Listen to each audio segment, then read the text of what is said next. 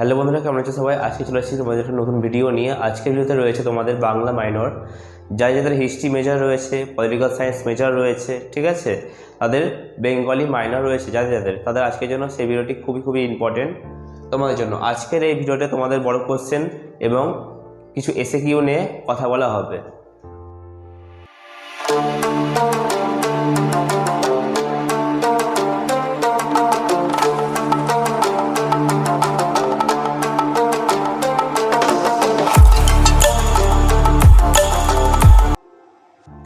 তো তোমাদের ভিডিওটি শুরু করার আগে তোমাদেরকে আগে বলে দিই বাংলা মাইনরে কী বড় কোশ্চেন রয়েছে, এবং বড় কোশ্চেন বলার আগে আমি তোমাদের আগে সিলেবাসটা বলি, তোমাদের যে বাংলা মাইনরে কোন কোন চ্যাপ্টার রয়েছে।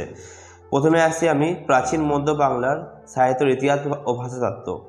তো তোমাদের ফার্স্টে রয়েছে চর্যাপদ, শ্রীকৃষ্ণ কীর্তন, ঠিক আছে, এবং রয়েছে অনুবাদ সাহিত্য, মঙ্গল কাব্য, বৈষ্ণব পদাবলী, শাক্ত পদাবলী এবং ভাষাতত্ত্ব। তোমাদের এইগুলো কয়েকটা চ্যাপ্টার বা অধ্যায় রয়েছে।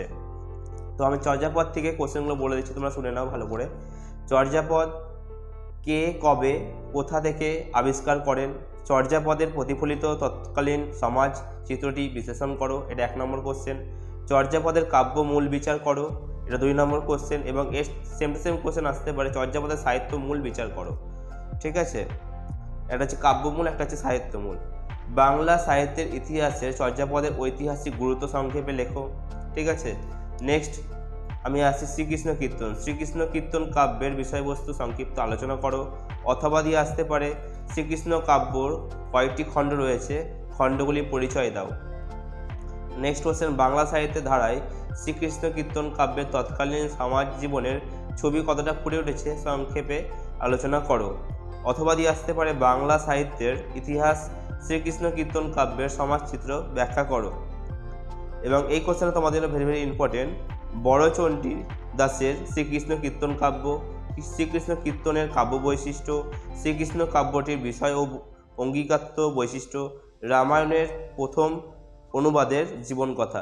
তাহলে দেখেছো এই ছোটো ছোটো কোশ্চেন দিয়ে তোমাদের একটা বড় কোশ্চেন তৈরি করা হয়েছে, এবং এই বড় কোশ্চেন যদি তোমাদের পরীক্ষায় নাও আসে, তোমাদের এখান থেকে এসে চলে আসতে পারে। এবং নেক্সট আমি আছি চৈতন্য জীবন ও জীবনী সাহিত্য। বাংলা সাহিত্যের প্রথম চৈতন্য কাব্য কোনটি এবং কেন? এই বিষয়ে তোমার মতবাদ দাও, অথবা দিয়ে আসতে পারে বাংলা সাহিত্যের বিদ্যমান দাসের চৈতন্য ভগবত কাব্যের গুরুত্ব আলোচনা করো। নেক্সট কোশ্চেন আসতে পারে চৈতন্য ভাগবত গ্রন্থটির গুরুত্ব কতখানি তা বিচার করো, ঠিক আছে। নেক্সট কোশ্চেন, শ্রেষ্ঠ চৈতন্য জীবনী কাব্য কোনটি? কাব্যটি বিশেষ ও গুরুত্ব বিচার করো। নেক্সট চ্যাপ্টারে যাচ্ছি আমি অনুবাদ সাহিত্য। কৃত্তিবাসের রামায়ণ জনপ্রিয়তার কারণ ব্যাখ্যা করো। মহাভারতের শ্রেষ্ঠ অনুবাদ কে এবং তার কবি প্রভর দিকগুলি আলোচনা করো। নেক্সট অথবা দিয়ে আসতে পারে কোশ্চেনটা সেমভাবে, যে কাশিরাম দাসের কবির কৃতিত্ব আলোচনা করো। এবং আর একটা অথবা দিয়ে আসতে পারে যে কাশিরাম দাসের মহাভারতের মৌলিক তত্ত্বের দিকগুলি আলোচনা করো। নেক্সট আছি মঙ্গল কাব্য। মনসা মঙ্গল কাব্য রচনা নারায়ণ দেবের কাব্য প্রতিভা বিচার করো। নেক্সট কোশ্চেন, মনসা কাব্যের কবি বিজয়গুপ্ত ও নারায়ণ দেব এবং মধ্যে তুলনামূলক আলোচনা করো। চণ্ডী মঙ্গল কাব্য রচনা কবি মুকুন্দ রাম চক্রবর্তীর প্রতিভা বিচার করো। তাহলে দেখেছো এখানে কয়েকজনের নাম উল্লেখ করা হয়েছে এবং তাদের বিচার, প্রতিভা, তুলনামূলক আলোচনা, এগুলো কোশ্চেন রয়েছে, এবং এই কোশ্চেনগুলো ভালোভাবে পড়বে। নেক্সট সেমভাবে আসতে পারে অথবা দিয়ে চণ্ডীমঙ্গল কাব্যের শ্রেষ্ঠ কবি কে এবং তার কবি প্রতিভার অভিনত্যের দিকগুলি বিচার করো। নেক্সট কোশ্চেন যাচ্ছে ধর্ম ঠাকুরের স্বরূপ নির্দেশ করে যে কোনো একজন ধর্মমঙ্গল কাব্যের শ্রেষ্ঠ কবির কৃতিত্ব বিচার করো। এটা 10 নম্বরের কোশ্চেন পরীক্ষা হলে আসতে পারে। অথবা সেমভাবে আসতে পারে যে ধর্মমঙ্গল কাব্যের শ্রেষ্ঠ কবি ঘনরাম চক্রবর্তীর কবির কৃতিত্ব বা মৌলিক তত্ত্বের দিকগুলি বিচার করো, ঠিক আছে। নেক্সট যাচ্ছি বৈষ্ণব পদাবলীতে। বৈষ্ণব পদাবলীতে তোমার থেকে আসবে বিদ্যাপতি চণ্ডীদাস তুলনামূলক আলোচনা করো। প্রাক চৈতন্য যুগের একজন বৈষ্ণব কবির প্রতিভা পরিচয় দাও। প্রাক বৈষ্ণব কবি চণ্ডীদাসের কবি প্রতিভার পরিচয় দাও। ঠিক আছে, সেমভাবে আসতে পারে কোশ্চেনটা। নেক্সট আসছি বাংলা সাহিত্যের ইতিহাসের বিদ্যাপতিকে অন্তর্ভুক্ত করা হয় কেন এবং সেই বিষয়গুলি তোমাদের মতামত লেখো। নেক্সট যাচ্ছি শাক্ত পদাবলিতে। অষ্টদশ শতাব্দীতে যুগের বৈশিষ্ট্যগুলি উল্লেখ করো। রামপ্রসাদ সেনের কবি কৃতিত্বের পরিচয় দাও।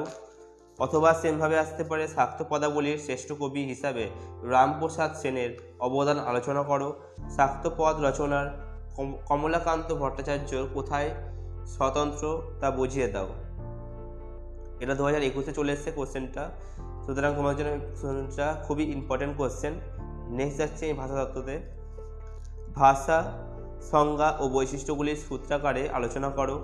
নেক্সট কোশ্চেন বাংলা ভাষার উদ্ভব এবং ক্রম বিকাশের ইতিহাসটি পর্যালোচনা করো।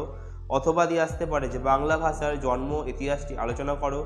এবং 3 নম্বর কোশ্চেন প্রাচীন বাংলার ভাষায় ভাষাতাত্ত্বিক বৈশিষ্ট্যগুলি লেখো। অথবা দিয়ে আসতে পারে প্রাচীন বাংলা ভাষার ধ্বনিতত্ত্ব ও রূপতাত্ত্বিক বৈশিষ্ট্যগুলি লেখো। আদি মধ্যযুগ বাংলা ভাষা তাত্ত্বিক বৈশিষ্ট্যগুলি আলোচনা করো। অথবা দিয়ে আসতে পারে আদি মধ্যযুগের বাংলা এবং ধ্বনিতাত্ত্বিক এবং রূপতাত্ত্বিক বৈশিষ্ট্যগুলি লেখো।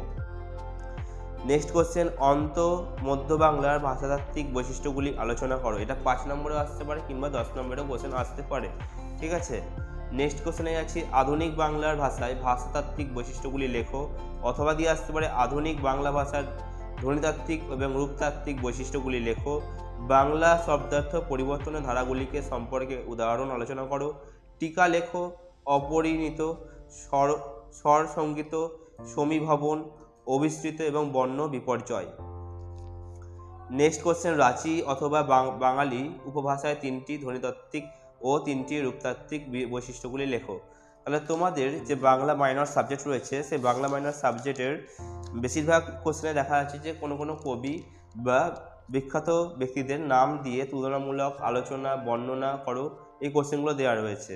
সুতরাং এই কোশ্চেনগুলো ভালো করে পড়বে এবং তোমাদের ভাষাতত্ত্ব থেকে যে কোশ্চেনগুলো বলে দেওয়া আছে সেগুলোও পড়বে। এবং এই বড় কোশ্চেনের পিডিএফ তোমাদের নেক্সট ডেতে দেওয়া হবে এবং এই পিডিএফের সাথে থাকবে বড় কোশ্চেন এবং এর সাথে থাকবে কিছু এসএকিউ কোশ্চেন। ঠিক আছে, তাহলে আজকের ভিডিওতে এখানে শেষ করছি, দেখা হচ্ছে পরের ভিডিওতে। বাই।